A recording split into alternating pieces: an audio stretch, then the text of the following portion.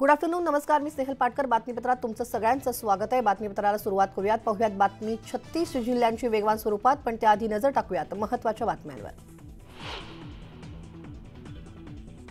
राष्ट्रवादी आमदार अपात्रता प्रकरणी सुप्रीम कोर्टात सुनावणी. विधानसभा अध्यक्षांना 15 फेब्रुवारीपर्यंत निर्णय घेण्याचे आदेश.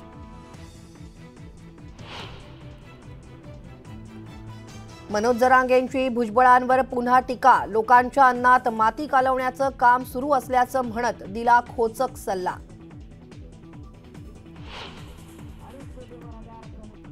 मी एकटा नाही, माझ्यासोबत ओबीसी समाज आहे. मला ओबीसी हित महत्वाचं, पद नाही. छगन भुजबळांचं जरांगेंना प्रत्युत्तर.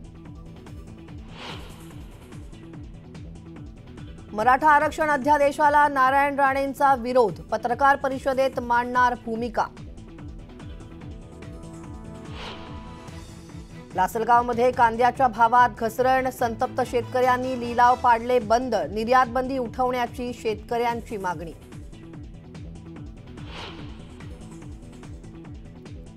पंतप्रधान नरेंद्र मोदी 11 फेब्रुवारीला यवतमाळ दौऱ्यावर. जिल्हा प्रशासनानं बोलावली तातडीची बैठक. संसद भवनात प्रवेशासाठी नवे सुरक्षा नियम. क्यूआर कोड आणि आधार कार्डची प्रत अनिवार्य.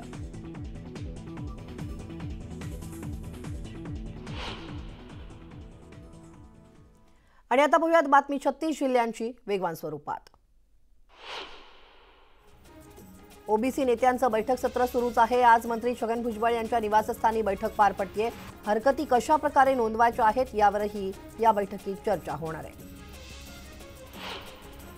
मराठा आरक्षणाच्या अधिसूचनेवरून ओबीसी नेत्यांमध्ये मतभिन्नता असल्याचं आढळून आलंय. छगन भुजबळांच्या भूमिकेला समर्थन नसल्याचं बबनराव तायवाडे यांनी स्पष्ट केलंय. सगळे सोयरे मसुदा जुन्याच मसुद्याप्रमाणे असल्यानं त्यामुळे ओबीसींवरती कुठलाही अन्याय होणार नसल्याचं त्यांनी स्पष्ट केलंय. आरक्षणाच्या मुद्द्यावरून वातावरण चांगलंच तापलंय. मराठा समाजानंतर आता ओबीसी समाजही आक्रमक होण्याची शक्यता आहे. मंत्री छगन भुजबळांनी समस्त ओबीसी समाजाला ओबीसींचं आरक्षण टिकवण्यासाठी एकत्र येण्याचं आवाहन केलंय. 1 फेब्रुवारीला ओबीसी आरक्षण बचाव संदर्भातील मागण्या सुपूर्द कराव्यात असं आवाहन त्यांनी केलंय. ठाकरे गटाचे खासदार विनायक राऊत यांनी छगन भुजबळांवरती हल्लाबोल केलाय. भुजबळांच्या भूमिकेबाबत षडयंत्र असल्याचा आरोप त्यांनी केलाय आणि भुजबळ थोड्या दिवसांनी अजित पवार गटापासून दूर होऊन नवा पक्षही स्थापन करू शकतील असंही ते यावेळी म्हणाले.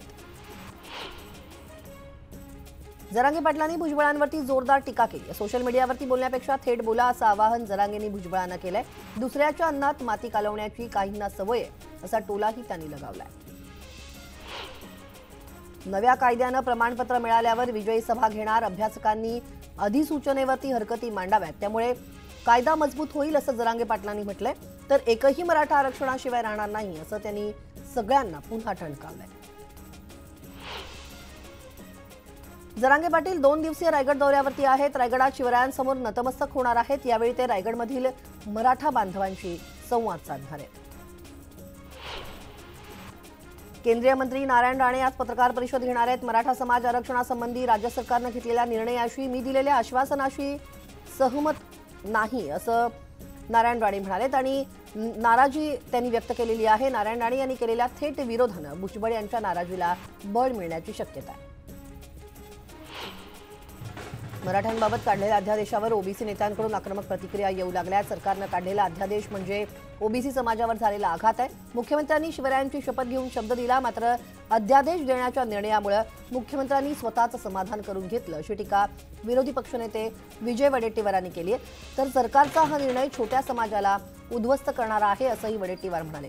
आरक्षणाची मर्यादा वाढवून आरक्षण का देत नाही असा सवाल करत हा अध्यादेश सुप्रीम कोर्टात टिकणार नाही, फक्त निवडणुका काढून घेण्यासाठी निर्णय झाल्याचंही वडेट्टीवार म्हणाले. सरकारनं मनोज जरांगेंच्या मागणीनुसार मराठा समाजाला ओबीसी आरक्षणाचा लाभ देणारा अध्यादेशाचा मसुदा तयार केलाय. मात्र मराठ्यांच्या या ओबीसी आरक्षणाला कोर्टात आव्हान देण्यात येणार आहे. वकील गुणरत्न सदावर्ते आरक्षण मसुद्याच्या विरोधात कोर्टात जाणार आहेत. वाशीत मुख्यमंत्री एकनाथ शिंदेंनी मनोज जरांगेंना मराठ्यांची कुणबी नोंद सापडलेल्यांना ओबीसी प्रमाणपत्र देण्याचा अध्यादेश काढल्याचं पत्र दिलं होतं आणि त्यावरून वकील गुणरत्न सदावर्ते आक्रमक झालेत. मराठा आरक्षण सर्वेक्षणाचा आढावा घेण्यासाठी आज मागासवर्ग आयोगाचे सदस्य गोविंद काळे हे छत्रपती संभाजीनगर दौऱ्यावरती येत आहेत। विभागीय आयुक्त कार्यालयात ते अधिकाऱ्यांची बैठक घेणार आहेत। शिंदे समितीच्या अहवालानुसार राज्य सरकारनं जाहीर केलेल्या मराठा आरक्षणाची अधिसूचना बेकायदेशीर असल्याचा आरोप अॅडव्होकेट संजय शिरसाट यांनी केलाय। याबाबतीत ते सर्वोच्च न्यायालयात दाद मागणार आहेत। मराठा आरक्षणाच्या पार्श्वभूमीवरती जळगाव जिल्ह्यात सर्वेक्षण सुरू आहे आणि 5 दिवसात 8 लाख कुटुंबांपैकी 5.5 लाख कुटुंबांचं सर्वेक्षण पूर्ण झाल्याची माहिती उपजिल्हाधिकारी अर्चना मोरे यांनी दिली आहे। प्रत्येक कुटुंबानं सर्वेक्षण करण्यासाठी आलेल्या कर्मचाऱ्यांना सहकार्य करावं असं आवाहन प्रशासनानं केलं आहे। नागपुरात गेल्या 6 दिवसात मराठा आणि खुल्या प्रवर्गातील नागरिकांचं 60% सर्वेक्षण पूर्ण झालंय, तर शहरी भागात नागरिक भेटत नसल्यानं आतापर्यंत 40% सर्वेक्षण पूर्ण झालंय। नागपुरात 7,000हून अधिक प्रगणकांकडून सर्वेक्षण सुरू आहे। मराठा आरक्षणासाठी जरांगे पाटलांच्या लढ्याला यश आल्यानंतर गावागावात मराठा समाजाकडून जल्लोष साजरा केला जातोय। बारामतीत देखील सकल मराठा समाजाच्या वतीनं विजय उत्सव मिरवणूक काढण्यात आली। पंतप्रधान नरेंद्र मोदी 11 फेब्रुवारीला यवतमाळ दौऱ्यावरती येणार आहेत। पंतप्रधानांचा संभाव्य दौरा लक्षात घेता आज जिल्हा प्रशासनानं तातडीची बैठक बोलावली आहे। यवतमाळच्या किन्ही इथं पंतप्रधान मोदींची सभा होणार असल्याची सूत्रांची माहिती आहे। कोल्हापुरात अजितदादा ॲक्शन मोडवरती आलेत। सकाळ त्यांनी गंगावेश तालमीची पाहणी केली आहे। तातडीनं क्रीडा अधिकाऱ्यांना फोन करून तालमीत येण्याच्या सूचनाही त्यांनी केल्यात। यावेळी अजित पवारांनी नवपैलवानांची विचारपूस देखील केली। महाराष्ट्राच्या उपमुख्यमंत्री अजित पवार यांनी शरद पवार गटाच्या खासदार श्रीनिवास पाटील यांची निवासस्थानी जाऊन भेट घेतली। काही दिवसांपूर्वी खासदार श्रीनिवास यांच्या पत्नीचं निधन झाल्यामुळे ही भेट घेतली आणि या दोन्ही मंत्र्यांमध्ये जवळपास अर्धा तास चर्चा झाली। आगामी निवडणुकांसाठी उद्धव ठाकरे मैदानात उतरले। 4 आणि 5 फेब्रुवारीला सिंधुदुर्गात उद्धव ठाकरे जनसंवाद यात्रा घेणार आहेत। सिंधुदुर्ग किल्ल्यावरच्या छत्रपती शिवाजी महाराज मंदिरात ठाकरेंच्या हस्ते सिंहासन लोकार्पण सोहळा होणार आहे। संजय राऊतांनी रवींद्र वायकरांच्या होणाऱ्या ईडी चौकशीवरून हल्लाबोल केलाय। जे पळकुटे होते ते पळून गेले, त्यामुळे आता जे त्यांच्या गळाला लागत नाहीत त्यांची जुनी प्रकरणं काढून त्रास देण्याचं काम सध्या सुरू आहे असा आरोपही संजय राऊतांनी केलाय। सांस्कृतिक मंत्री सुधीर मुनगंटीवार नाशिक दौऱ्यावरती आहेत। वाराणसीत होणाऱ्या गंगा आरतीप्रमाणे गोदावरी नदी तटावर सुद्धा रोज आरती करण्याचं नियोजन सरकारकडून करण्यात येत आहे आणि त्याच पार्श्वभूमीवर मुनगंटीवार यांच्या उपस्थितीत बैठक होणार आहे। शिंदे गटाचे आमदार डॉक्टर संजय रायमुलकर यांनी शेतकरी नेते रविकांत तुपकर यांना मारण्याची धमकी दिली आहे। मेहकर तालुक्यातल्या उकळी सुकळी या गावात जाहीर सभेत रायमुलकरांनी वादग्रस्त वक्तव्य केलंय। ठाण्याच्या वर्तकनगर पाईपलाईन इथं संशयास्पद स्थितीत एक मृतदेह आढळून आलाय। मृत व्यक्तीचं नाव तानाजी शिंदे असून हा हत्येचा प्रकार असल्याची माहिती पोलिसांनी दिली आहे। मराठा आरक्षण सर्वेक्षणाचं काम युद्धपातळीवरती सुरू आहे। रात्री उशिरापर्यंत सर्वेक्षणाचं काम सुरू आहे। यासाठी 5,000 प्रगणक आणि 34 पर्यवेक्षक कामाला लागलेत। बीडच्या वडवणी तालुक्यातील राणूबाई देवीची भव्य यात्रा संपन्न झाली आहे। यात्रेनिमित्तानं कुस्त्यांच्या दंगलीचं आयोजन करण्यात आलं होतं। यावेळी मराठवाड्यातून नामांकित मल्लांनी सहभाग घेतला। वाशिमच्या शिरपूर गावात 5 दिवस पाणीपुरवठा बंद आहे। ग्रामपंचायतीकडे नळ योजनेच्या बिलाचे 37 लाख रुपये थकल्यामुळे महावितरणनं नळ योजनेचा पाणीपुरवठा खंडित केलाय। त्यामुळे 20,000 ग्रामस्थांवर पाण्यासाठी वणवण करण्याची वेळ आली आहे। यावरती तातडीनं उपाययोजना करण्याची मागणी ग्रामस्थांकडून करण्यात येते। पहाटेच्या सुमारास पुण्यातील कात्रज चौकात एका 4चाकी गाडीनं अचानक पेट घेतला। योग्यवेळी अग्निशमन दलाच्या गाडी घटनास्थळी आली आणि गाडी आगीवरती नियंत्रण मिळवण्यात आलं। सुदैवानं यात कोणतीही जीवितहानी झालेली नाही। लासलगाव कृषी उत्पन्न बाजार समितीत कांद्याच्या भावात घसरण सुरू आहे। त्यामुळे शेतकऱ्यांच्या संतापाचा उद्रेक झालाय। कांदा निर्यात खुली करण्याच्या मागणीसाठी शेतकऱ्यांनी कांदा लिलाव बंद पाडून धरणं आंदोलन केलंय। बुलढाण्यातील खामगावातील रस्त्यावरती एका बेसावध दुचाकी स्वाराला मागच्या बाजूने येत एका टेम्पोने जोरदार धडक दिली। या धडकेत दुचाकी स्वार गंभीर जखमी झालाय। अपघात झाल्यानंतर टेम्पो चालकानं अपघात स्थळावरून पळ काढला।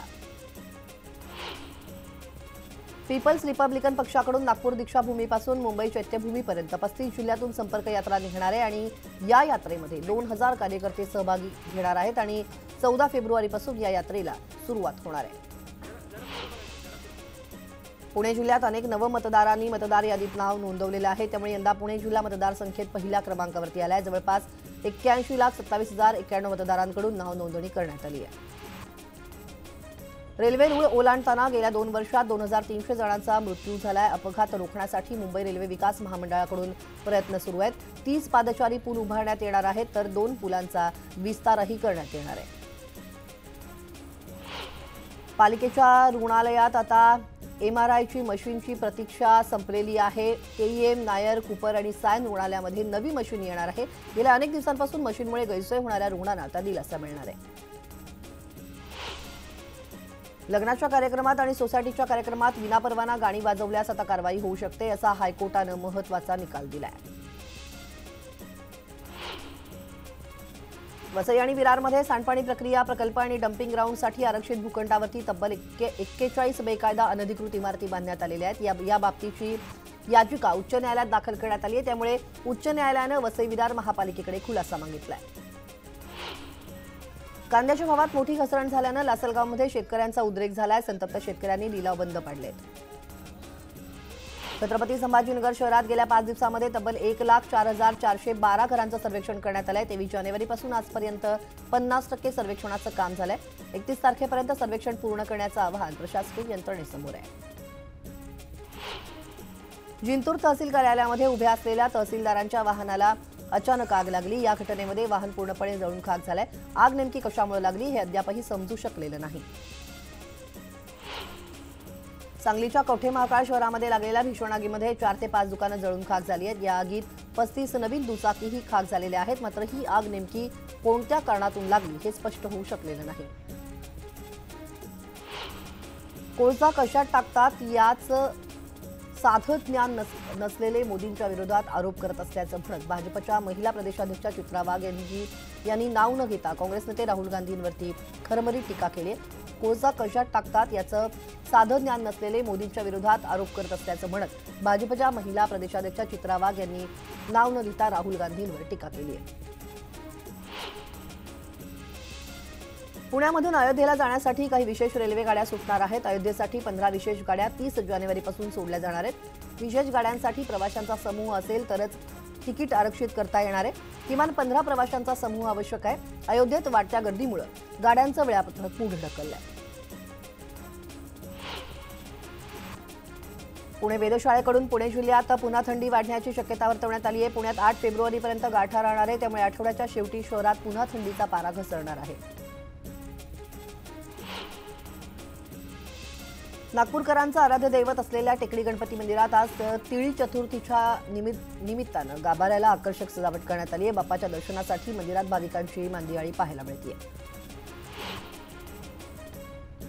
अकोला शहरातील रस्त्याची अत्यंत खराब अवस्था झाली आहे। रस्त्याची चाळण झाल्यानं संतप्त नागरिक आक्रमक झाले। ठाकरे गटाचे माजी नगरसेवक मंगेश काळेंच्या नेतृत्वात तरुणांनी उपोषण सुरूच ठेवण्याचा आक्रमक पवित्रा घेतलाय। भुसावळ तालुक्यातल्या साकेगाव इथं बसस्टँड चौकात महामार्गाखाली असलेल्या बोगद्यात कापसानं भरलेला एक छोटा ट्रक अडकला। हा विचित्र प्रकार पाहण्यासाठी नागरिकांनी मोठी गर्दी केली होती। दरम्यान केवळ 3.5 मीटर उंचीच्या या बोगद्यामुळे वाहनधारकांना अनेक अडचणींचा सामना करावा लागतोय। अनेक ब्रेकिंग बातमी हाती येते। संभाजीनगरमध्ये एक अजब घटना घडलेली आहे। पती पत्नीचं भांडण झालेलं आहे आणि पत्नीनं रागाच्या भरात घर पेटवल्याची घटना घडली आहे। काही क्षणातच आगीनं रौद्ररूप धारण केलं आणि सर्व होत्याचं नव्हतं झालं। संभाजीनगरमध्ये ठाकरे नगरमध्ये हा सगळा प्रकार घडलाय। अग्निशमन दलाच्या जवानांनी आगीवरती नियंत्रण मिळवलंय। पती पत्नीच्या भांडणात पत्नीनं चक्क घर पेटवून दिलंय। अग्निशमन दलाकडून आगीवरती नियंत्रण मिळवण्यात आलंय।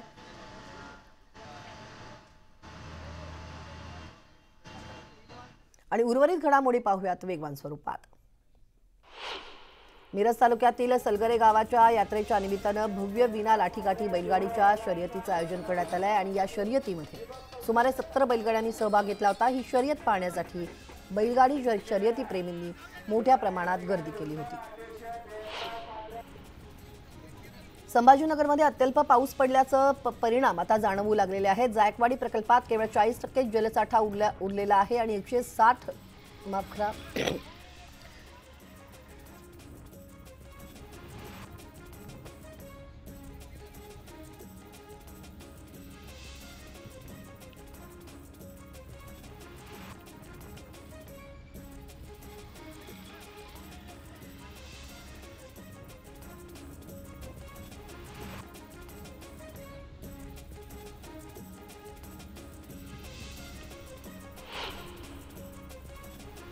पिंपरी चिंचवड शहरातून जाणाऱ्या ग्रेट सेपरेट रस्त्यावरती एका ट्रकमध्ये खचाखच भरलेले टिफिन बॉक्स रस्त्यावरती पडलेत। हेच टिफिन बॉक्स नागरिकांनी पळवण्यासाठी गोंधळ केला। या प्रकारामुळे काही वेळ हा रस्त्यावरती वाहतूक कोंडी झाली होती। छत्रपती संभाजीनगरमध्ये राहणाऱ्या डॉक्टर दाम्पत्याच्या भांडणानंतर पत्नीनं घर पेटवून दिलं। या आगीनं रौद्ररूप घेतल्यानंतर संपूर्ण इमारतीत आग पसरण्याची शक्यता होती, मात्र अग्निशमन दलाच्या प्रयत्नांनी आगीवरती नियंत्रण मिळवण्यात यश आलंय, तर घरातील सर्व सामान जळून खाक झालंय। बदलत्या हवामानामुळे ज्वारी पिकाचं मोठ्या प्रमाणात नुकसान होत आहे, तसंच वन्य प्राण्यांमुळे देखील पिकाचं मोठ्या प्रमाणात नुकसान होत असल्यानं शेतकरी हवालदिल झालाय। हिंगोली जिल्ह्यात मागील काही दिवसांपासून ढगाळ वातावरण आहे आणि या ढगाळ वातावरणाचा फटका मात्र गहू पिकाला बसलाय। गहू पिकावरती तांबेरा रोगाचा प्रादुर्भाव झालाय। अवेळी गव्हाचं पीक सुकलेलं आहे, त्यामुळे शेतकऱ्यांचं मोठ्या प्रमाणात नुकसान होत आहे। नागपुरातील हिंगणा परिसरात गो तस्करी करणाऱ्या ट्रकला पकडण्यात यश आलेलं आहे। या ट्रकमध्ये गायींना कोंबून कत्तलीसाठी नेलं जात होतं। सामाजिक कार्यकर्त्यांनी पाठलाग करून ट्रक पकडलेला आहे, मात्र ट्रक चालक फरार झालाय। त्याच्यावर कारवाईची मागणी नागरिकांकडून केली जाते। गोंदिया जिल्ह्यातील शिक्षक कॉलनी परिसरात जनावरांच्या चाऱ्याला अचानक आग लागली। आजूबाजूला घरं असल्यानं आग वाढण्याच्या भीतीनं परिसरात गोंधळ उडाला, मात्र अग्निशमन दलाच्या मदतीनं वेळेतच आगीवरती नियंत्रण मिळवण्यात यश आलंय। मुंबईसह महाराष्ट्राच्या कानाकोपऱ्यात थंडीचा कडाका जाणवू लागला। या थंडीचा जो मुक्काम आहे तो 1 फेब्रुवारीपर्यंत कायम राहणार असल्याचा इशारा हवामान विभागानं दिलाय आणि या कालावधीमध्ये संपूर्ण महाराष्ट्रात तापमान कमी होणार असल्याचं हवामान तज्ज्ञांनी म्हटलंय। उत्तरेतील डोंगराळ भागांमध्ये सातत्यानं बर्फवृष्टी सुरू आहे आणि त्याचा परिणाम महाराष्ट्रातल्या वातावरणावरती देखील झालेला पाहायला मिळतोय। शिवडी न्हावाशेवा सागरी सेतूवरील वाहतूक सध्या सुसाट आहे। 21 किलोमीटर लांबीच्या या सागरी सेतूवरून दररोज तब्बल 30,000 वाहनं ये-जा करतायत। गेल्या 10 दिवसात तब्बल 61,50,000चा महसूल टोलच्या माध्यमातून MMRDAला मिळाला आहे। मुंबई महापालिका बांधत असलेल्या महत्त्वाकांक्षी कोस्टल रोड प्रकल्पाचं 84% काम हे पूर्ण झालेलं आहे। वरळी ते मरीन ड्राईव्ह हा 9 किलोमीटरचा 4-पदरी मार्ग फेब्रुवारी महिन्यापासून सुरू होणार आहे आणि या मार्गावर ताशी 80 ते 100 किलोमीटर वेगानं गाड्या धावणार आहेत। त्यामुळे वाहन प्रवाशांच्या सुरक्षेसाठी कोस्टल रोडवरती एंट्री आणि एक्झिट बोगद्यासह 24 CCTV कॅमेरे, 30 व्हिडिओ इन्सिडेंट डिटेक्शन सिस्टीम आणि भुयारी मार्गावरती प्रत्येक 100 मीटरवरती 80 आपत्कालीन फोन यंत्रणा उपलब्ध करून देण्यात येणार आहे। मुंबई महापालिकेकडून मराठा आरक्षणासाठी सुरू असलेल्या मराठा समाज आणि खुल्या प्रवर्गाच्या 6 दिवसांच्या सर्वेक्षणामध्ये आतापर्यंत 19,66,926 घरांचं सर्वेक्षण पूर्ण झालंय। 23 ते 28 जानेवारी या 6 दिवसात 2,69,495 घरांनी सर्वेक्षणाला नकार दिलाय, तर 5,70,984 मुंबईकरांच्या घरांना टाळं होतं, अशी माहिती सर्वेक्षणात समोर आली आहे। मध्य रेल्वेच्या उपनगरीय मार्गावरील जवळपास 2,000हून अधिक सिग्नल आहेत। त्यापैकी लोकल ट्रेनच्या मोटरमनला चकवा देणाऱ्या 32 सिग्नलची जागा बदलण्याचा निर्णय रेल्वे प्रशासनानं घेतलेला आहे आणि चकवा देणाऱ्या सदरच्या सिग्नलमुळे अनेकदा मोटरमन गोंधळून जातात। त्यामुळे भविष्यात कोणताही अपघात घडू नये आणि मोटरमनला सहजपणे लोकल चालवता याव्यात म्हणून रेल्वे प्रशासनानं उजव्या बाजूला असलेले सिग्नल डाव्या बाजूला हलवण्याचा निर्णय घेतला आहे। तुळजापुरात सलग सुट्ट्यांमुळे भाविकांचा ओघ सुरू आहे। या वाढत्या गर्दीमुळे मंदिर संस्थाननं तुळजाभवानी देवीचं मंदिर 22 तास खुलं ठेवण्याचा निर्णय घेतलाय। भिवंडी येथील शांतीनगर भागात रस्ते दुरुस्तीचं काम सुरू आहे। इथल्या जलवाहिनी इतरत्र स्थलांतरित केल्या जाणार आहेत। या कामासाठी भिवंडीतील काही भागातील पाणीपुरवठा 24 तासांसाठी बंद राहणार आहे। तसंच पुढील 1 ते 2 दिवस कमी दाबानं पाणीपुरवठा होणार असल्याची माहिती भिवंडी महापालिकेकडून देण्यात आली आहे। पालिकेच्या रुग्णालयात मिळणाऱ्या आरोग्य सुविधांमध्ये आता सुसूत्रता आणण्यासाठी विविध उपाययोजना केल्या जात आहेत। यामध्ये आता पालिका रुग्णालयात उपचार घेणाऱ्या रुग्णांची माहिती आता एका क्लिकवर मिळणार आहे। यासाठी पालिका रुग्णालयात आणि दवाखान्यात हेल्थ मॅनेजमेंट इन्फॉर्मेशन सिस्टीम सुरू करण्यात आली असल्याची माहिती अतिरिक्त आयुक्त तसंच प्रभारी आश्वासक अश्विनी भिडे यांनी दिली आहे। कल्याण डोंबिवली पालिकेच्या जलशुद्धीकरण केंद्राच्या विद्युत उपकरणाची दुरुस्ती करण्याचं काम हाती घेण्यात आलंय। त्यामुळे मंगळवारी कल्याण आणि डोंबिवलीत पाणीपुरवठा बंद राहणार आहे। त्यामुळे नागरिकांना पाणी सांभाळून वापरण्याचं आवाहन पालिकेनं केलंय। राज्यातील विविध बाजार समित्यांमध्ये खरीप हंगामातील तूर विक्रीसाठी येऊ लागलेली आहे। हंगामाच्या सुरुवातीलाच तूर 10,000 प्रति क्विंटलवरती पोहोचली आहे. शेतकरी बाजारात मिळणाऱ्या दराचा अंदाज घेऊन टप्प्याटप्प्याने तूर बाजारात आणतायत, त्यामुळे दरातील तेजी टिकून राहण्याचा अंदाज आहे. राज्यातील दूध उत्पादक शेतकऱ्यांना आता दिलासा मिळालेला आहे. सहकारी संघ आणि खासगी प्रकल्पांना दूध पुरवठा करणाऱ्या शेतकऱ्यांना शासनानं दुधासाठी प्रति लिटर 5 रुपये अनुदान जाहीर केलंय. 10 फेब्रुवारीपर्यंत या योजनेसाठी अर्ज देखील दाखल करता येणार आहे. स्वातंत्र्यवीर सावरकरांबद्दल अपशब्द काढणाऱ्या खासदार इम्तियाज जलील यांचा जाहीर निषेध करण्यात आलाय. भगूरच्या नागरिकांनी भगूरपुत्र स्वातंत्र्यवीर सावरकर यांच्या समूहाच्या वतीनं आंदोलन करण्यात आलंय. वाशिममध्ये आंतरराज्य कुस्ती स्पर्धेचं आयोजन करण्यात आलं होतं. या स्पर्धेत हरियाणाचा मल्ल चिराग बेनीवाल यानं बाजी मारलेली आहे. तसंच सोलापूरचा गणेश जगताप विशेष कुस्तीचा मानकरी ठरलाय. ही कुस्ती पाहण्यासाठी तोबा गर्दी झाली होती. नागपुरातील वित्त कंपनीची फसवणूक प्रकरणात दुचाकी लोनसाठी अर्ज केलेल्या 168 जणांच्या कागदपत्रांवर चुकीचे पत्ते असल्याचं समोर आलंय. यामागे स्वस्तात दुचाकी विक्री करणारी टोळी असल्याची माहिती देखील मिळतेय. नागपुरात सोन्याचे फोटो दाखवून सोनं अर्ध्या किमतीत विकण्याचा आमिष दाखवून फसवणूक करण्यात आली आहे. 2 जण पैसे घेऊन आल्यानंतर त्यांना लुटून मारहाण करण्याचा प्रयत्न करण्यात आला. या प्रकरणामध्ये दोन अल्पवयीन मुलांसह एकूण 4 जणांना पोलिसांनी ताब्यात घेतलंय. नागपूरमधील उमरेडकरांडला वन्यजीव अभयारण्यामध्ये जिप्सीचा अपघात झालाय. जिप्सी मागे घेताना ताबा सुटल्यानं जिप्सी उलटली आहे. यामध्ये चालक, गाईड आणि पर्यटक किरकोळ जखमी झालेत. 7 पर्यटक थोडक्यात बचावलेत. बातमी चंद्रपुरातून. चंद्रपुरात रोगनिदान आणि उपचार शिबिराचा प्रारंभ झालाय. पालकमंत्री सुधीर मुनगंटीवार यांच्या पुढाकारानं हे शिबिर राबवलं जात आहे. वैद्यकीय विभागाचं मॅपिंग होणार असल्याची घोषणा देखील त्यांनी केली आहे. तर नागरिकांनी या रोगनिदान शिबिराचा लाभ घ्यावा असं आवाहन त्यांनी केलंय. अहमदनगरमध्ये मराठा समाजाला मोठं यश मिळाल्यानं मराठा बांधवांनी जल्लोष साजरा केला. यावेळी मराठा बांधवांनी फटाक्याची आतिषबाजी करत आनंदोत्सव साजरा केला. दरम्यान गावातील स्थानिक पुढाऱ्यांनी या जल्लोषाकडे पाठ फिरवली असल्याचं पाहायला मिळालं.